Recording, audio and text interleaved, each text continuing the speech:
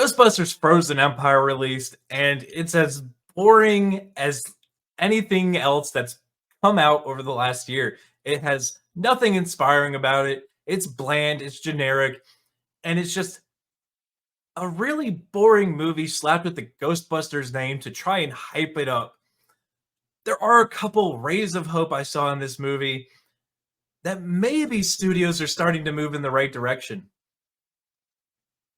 Ghostbusters Frozen Empire is the direct sequel to Ghostbusters Afterlife, a film that 3 years ago infuriated film critics along with the mainstream media because it turned 2016's feminist Ghostbusters Answer the Call reboot into a non-canon adventure.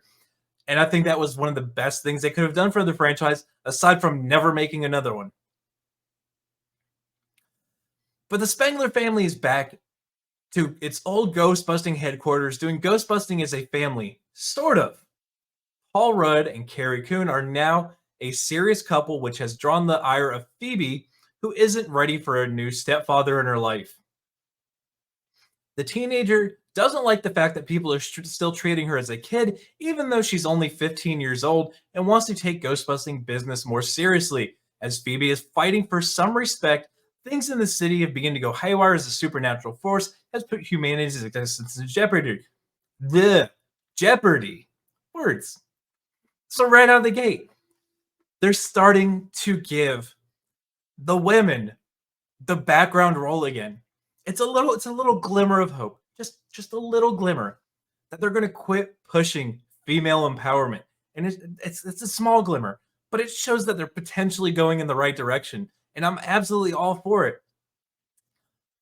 But the studios have already burned all their goodwill that anybody would have gone and seen this movie because it comes in at a whopping, internationally, worldwide, $61.6 million. $61 million. Nobody really wants to see this. Nobody trusts these companies to do anything. And with its budget of $100 million and the marketing likely to push its total budget after reshoots to closer to $200 million, it's probably going to be another flop of a movie. Because nobody trusts movies anymore. Nobody does. Oppenheimer and Barbie were the exceptions. Nobody wants to see this. And here we go with the Rotten Tomatoes scores. 35% for the top critics. All critics are at 43%. The whole audience is at 86%. 86%. And look, it's doing terrible. Everybody who's going to go see this movie is going to be people who have watched every Ghostbusters, even the trash ones that have come out. So I can absolutely see why nobody's giving this terrible ratings, because nobody really went to see it. Nobody gave a damn enough about this movie. Nobody trusted it was a good movie enough that they all just kind of said, yeah, I'm not going to watch it. Nobody cares about movies anymore. 5 years ago, I would have said 86% this might be a good movie because people trust in movies at least a little bit enough to go and see it. But now the only people who are going to go see these movies are absolute shills. And I honestly trust the critic rating on this one. It's a bland movie that has nothing good about it.